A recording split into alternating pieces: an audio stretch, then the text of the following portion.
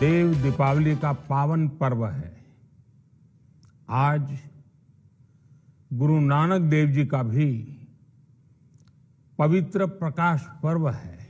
मेरे प्यारे देशवासियों, मैं विश्व भर में नमस्कार सभी लोगों को आज और सभी देशवासियों दीपावली का इस पावन पर्व पर हार्दिक बधाई देता हूं। ये भी बहुत सुखद है कि 1.5 साल के अंतराल के बाद करतारपुर साहिब कॉरिडोर अब फिर से खुल गया है।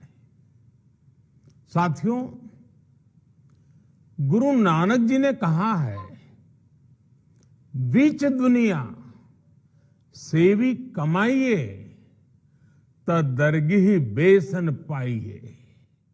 यानी संसार में सेवा का मार्ग अपनाने से ही जीवन सफल होता है। हमारी सरकार इसी सेवा भावना के साथ देशवासियों का जीवन आसान बनाने में जुटी है। न जाने कितनी पीढ़ियां जिन सपनों को सच होते देखना चाहती थी, भारत आज उन सपनों को पूरा करने का भरपूर प्रयास कर रहा है। साथियों, अपने 5 दशक के सार्वजनिक जीवन में मैंने किसानों की परेशानियों को, उनकी चुनौतियों को बहुत करीब से देखा है, महसूस किया है।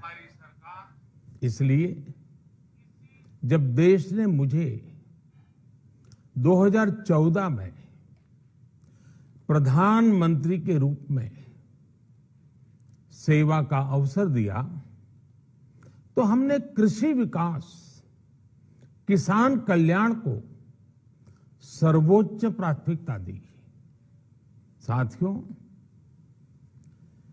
इस सच्चाई से बहुत लोग अनजान हैं कि देश के 100 में से 80 किसान छोटे किसान हैं। उनके पास 2 हेक्टेयर से भी कम जमीन है। आप कल्पना कर सकते हैं,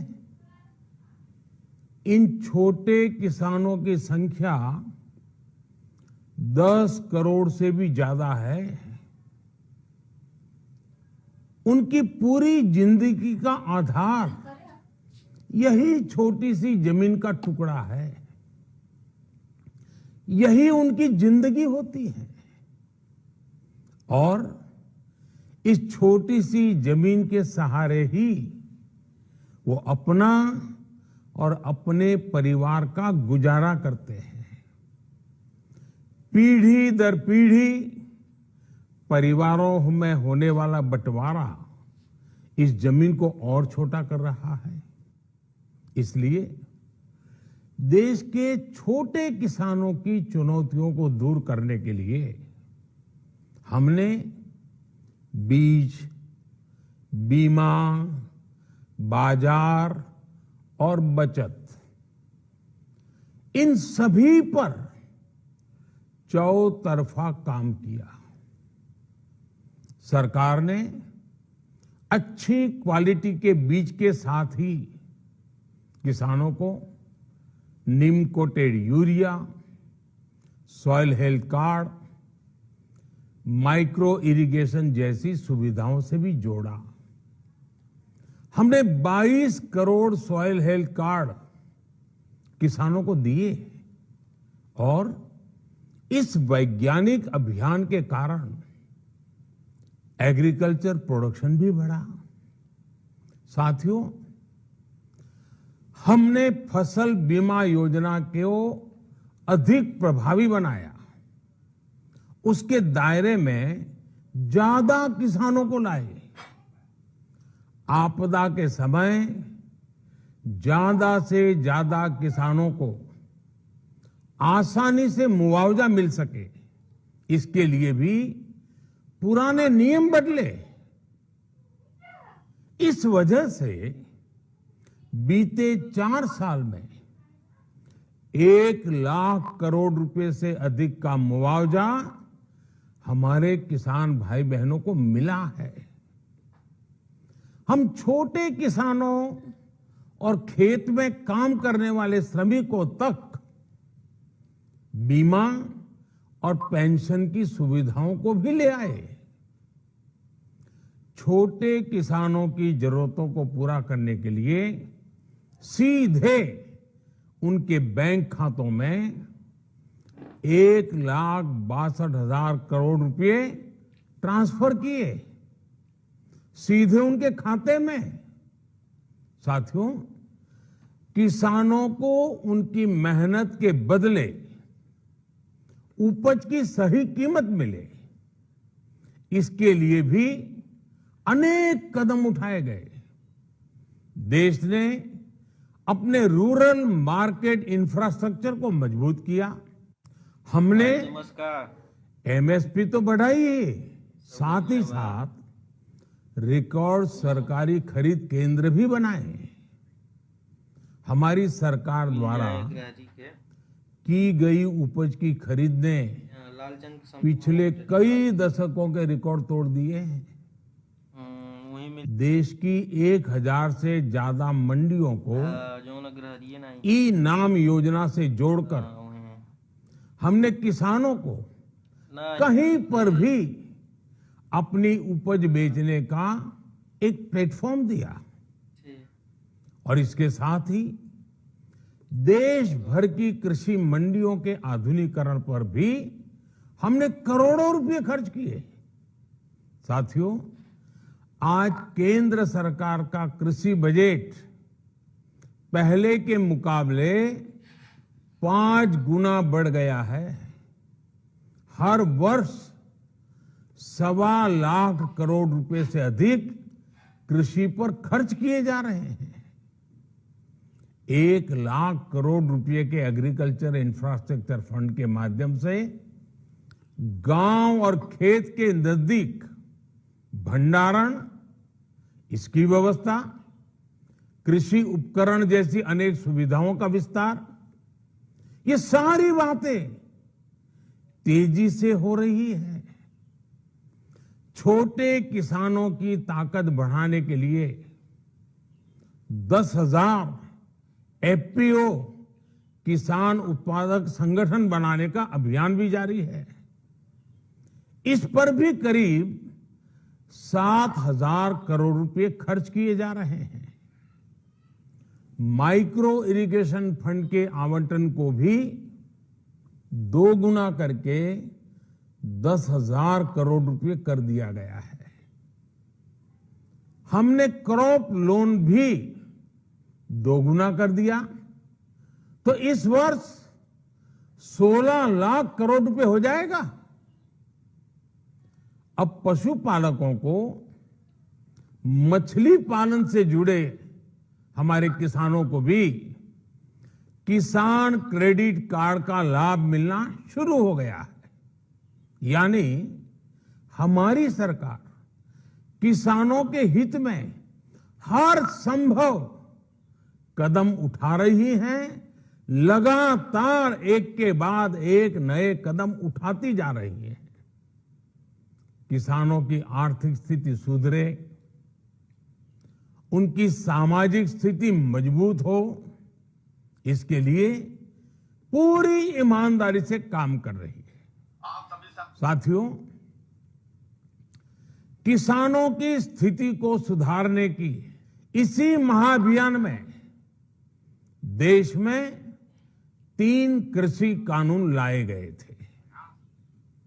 मकसद ये था कि देश के किसानों को, खासकर छोटे किसानों को और ताकत मिले, उन्हें अपनी उपज की सही कीमत और उपज बेचने के लिए ज्यादा से ज्यादा विकल्प मिले। बरसों से ये मांग देश के किसान, देश के कृषि विशेषज्ञ, देश के कृषि अर्थशास्त्री देश के किसान संगठन लगातार कर रहे थे। पहले भी कई सरकारों ने इस पर मंथन भी किया था। इस बार भी संसद में चर्चा हुई, मंथन हुआ और ये कानून लाए गए। देश के कोने कोने में कोटि कोटि किसानों ने, अनेक किसान संगठनों ने इसका स्वागत किया, समर्थन किया। मैं आज उन सभी का बहुत बहुत आभारी हूं, धन्यवाद करना चाहता हूं। साथियों, हमारी सरकार किसानों के कल्याण के लिए, खासकर छोटे किसानों के कल्याण के लिए, देश के कृषि जगत के हित में, देश के हित में, गांव गरीब के उज्जवल भविष्य के लिए पूरी सत्यनिष्ठा से, किसानों के प्रति पूर्ण समर्पण भाव से,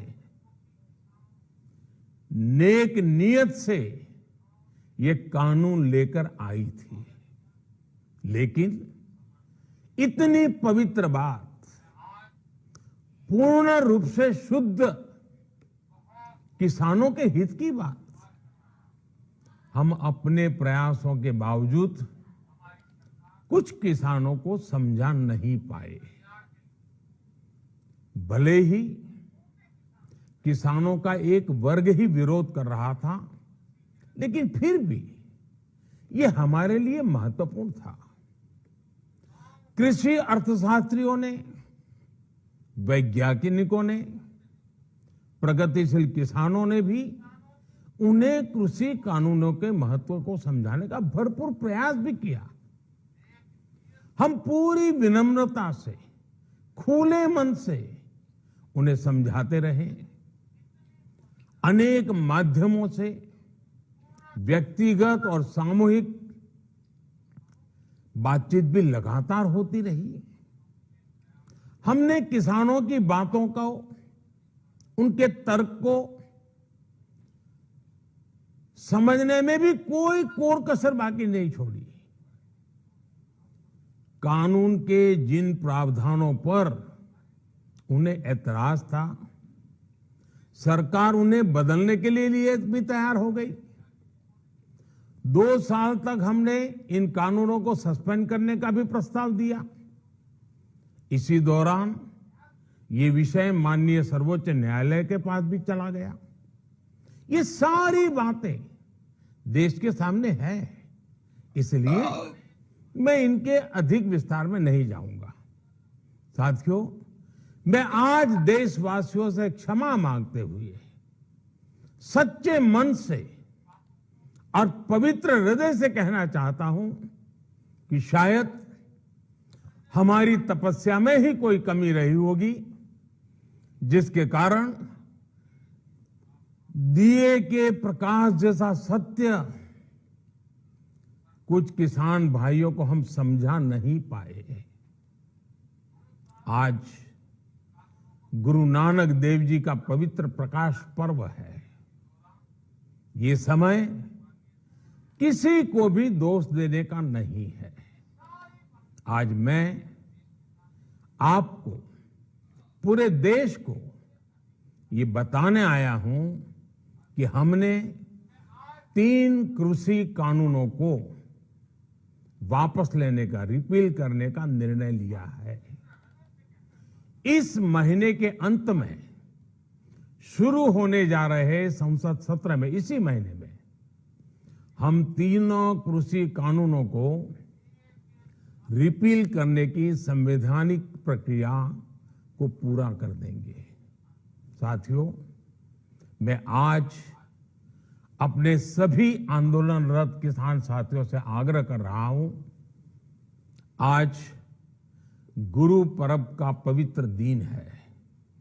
अब आप अपने अपने घर लौटे, अपने खेत में लौटे, अपने परिवार के बीच लौटे। आइए एक नई शुरुआत करते हैं। नए सिरे से आगे बढ़ते हैं। साथियों, आज ही सरकार ने कृषि क्षेत्र से जुड़ा एक और अहम फैसला लिया है। जीरो बजट खेती यानी प्राकृतिक खेती को बढ़ावा देने के लिए देश की बदलती आवश्यकताओं को ध्यान में रखकर क्रॉप पैटर्न को वैज्ञानिक तरीके से बदलने के लिए एमएसपी को और अधिक प्रभावी और पारदर्शी बनाने के लिए ऐसे सभी विषयों पर भविष्य को ध्यान में रखते हुए निर्णय लेने के लिए एक कमेटी का गठन किया जाएगा। इस कमेटी में केंद्र सरकार, राज्य सरकारों के प्रतिनिधि होंगे, किसान होंगे, कृषि वैज्ञानिक होंगे, कृषि अर्थशास्त्री होंगे। साथियों, हमारी सरकार किसानों के हित में काम करती रही है और आगे भी करती रहेगी। मैं गुरु गोविंद सिंह जी की भावना में अपनी बात समाप्त करूंगा। देहि शिवावर मोहे इहे, शुभ कर्मन ते कबहू न टरो। हे देवी, मुझे ये वर दीजिए कि मैं शुभ कर्म करने से कभी पीछे ना हटूं। जो किया किसानों के लिए किया, जो कर रहा हूं देश के लिए कर रहा हूं। आप सभी के आशीर्वाद से मैंने मेहनत में पहले भी कोई कमी नहीं की थी। आज मैं आपको विश्वास दिलाता हूं कि अब और ज्यादा मेहनत करूंगा ताकि आपके सपने साकार हो सके, देश के सपने साकार हो सके। आपका बहुत बहुत धन्यवाद। नमस्कार।